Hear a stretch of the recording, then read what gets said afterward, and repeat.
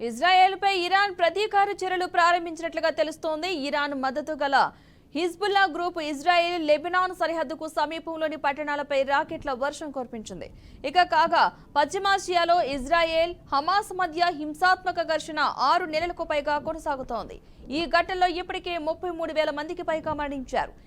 ఈ నేపథ్యంలోనే తాజాగా లెబనాన్ కు చెందిన హిజ్బుల్లా ఉత్తర ఇజ్రాయెల్ పై డజన్ల కొద్దీ క్షిపణులను ప్రయోగించింది. అయితే లెబనాన్ కు ఇరాన్ మద్దతు ఉన్నట్లుగా తెలుస్తోంది. ఇజ్రాయెల్ ఆర్మీ నిన్న అర్ధరాత్రి తర్వాత లెబనాన్ నుంచి ఉత్తర ఇజ్రాయెల్ వైపు సుమారు 40 రాకెట్లు ప్రయోగించబడ్డాయని వెల్లడించింది.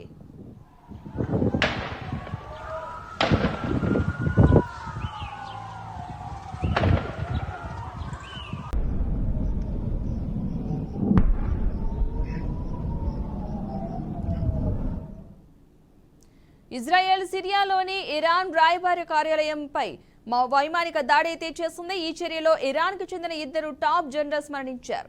ఈ దాడితో ఆగ్రహించిన టెహ్రాన్ ప్రతీకారం తీర్చుకుంటామని బెదిరించింది. రాబోయే 24 గంటల నుంచి 48 గంటల్లో ఇజ్రాయెల్ భూభాగంపై ఇరాన్ దాడి చేస్తుందని అమెరికా వెల్లడించింది.